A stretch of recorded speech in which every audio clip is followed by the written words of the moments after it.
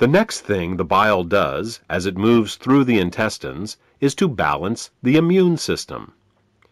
When most people think of the immune system, they think of white blood cells floating through the bloodstream.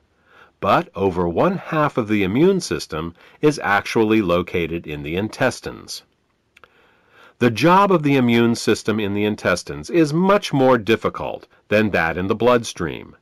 Infections only rarely make it into the blood, but every day our intestines are exposed to millions of parasites, bacteria, and fungi. Because the intestinal immune system is continually at war with these microbes, it is much easier for it to become overly aggressive and start to attack our own tissue. What bile does is to regulate the intestinal immune system, helping to prevent it from becoming overly aggressive and causing autoimmune disorders. If you're suffering from a gut-related autoimmune disorder, it may be because of a blockage of bile flow. The last thing that bile does in the intestines is to kill parasites and candida. Tests show that even the healthiest person still has some degree of parasitic and fungal infection. While there are many antiparasitic and antifungal remedies available in the marketplace, most of them are mildly toxic and therefore unsuitable for daily use. If, however, your bile flow is healthy, then you have a built-in defense against parasites and candida. Well, that about covers what bile does to maintain the health of the intestines, and what happens when bile can't get into the intestines in proper amounts due to the presence of biliary sludge and gallstones. Now, let's turn our attention to what happens when biliary sludge and gallstones cause toxins to back up into the bloodstream. Just as the kidneys remove water-soluble toxins from our bodies, the liver removes fat-soluble toxins from our bodies by putting them into the bile. If the bile gets clogged up due to biliary sludge and/or gallstones, then the fat-soluble toxins can't get out, and they start to build up in the body.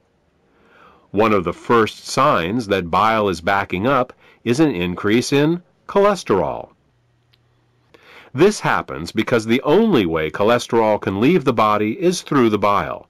Impaired bile excretion causes cholesterol levels to rise. It's that simple. In addition to the levels of cholesterol rising, bilirubin levels can also begin to rise. If they get to be bad enough, you can see the whites of a person's eyes, and sometimes their skin, take on a yellow tint. The technical term for this is jaundice. While an increase in cholesterol and bilirubin levels in the body is easy to recognize, the accumulation of other toxins is not. Literally thousands of toxins and chemicals are processed by the liver for removal through the bile each day.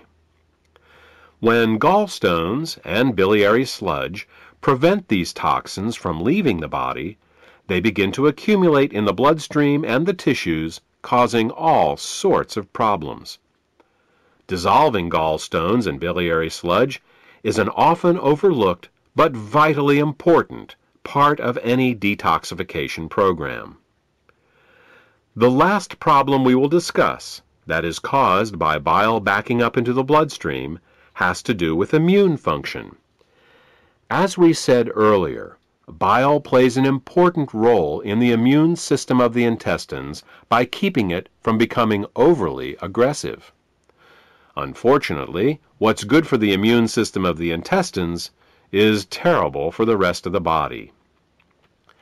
Studies have shown that when bile acids are present in the bloodstream, they inhibit chemotaxis and phagocytosis. These are fancy words for how well white blood cells can locate, move towards, and swallow infectious microbes. Thus, what starts out as a beneficial immunoregulative action in the intestines becomes an immunosuppressive action in the bloodstream and the tissues. These are all effects of bile backing up in the bloodstream. The final set of problems we will discuss is how biliary sludge and gallstones can affect the neighboring organs. In addition to bile acids backing up into the bloodstream, bile can also back up into the pancreas and liver, where it can cause alkaline burns. This is because the liver, pancreas, and gallbladder all share the same basic plumbing, the common bile duct. There are valves that keep the bile from backing up into the liver and pancreas.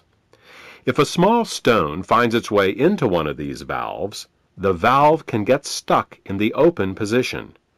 If this happens, then every time the gallbladder contracts to squeeze the bile into the small intestines, it can also squeeze the bile into the pancreas and the liver, causing caustic alkali burns and irritation. You see, very alkaline substances can burn us just as easily as very acidic ones.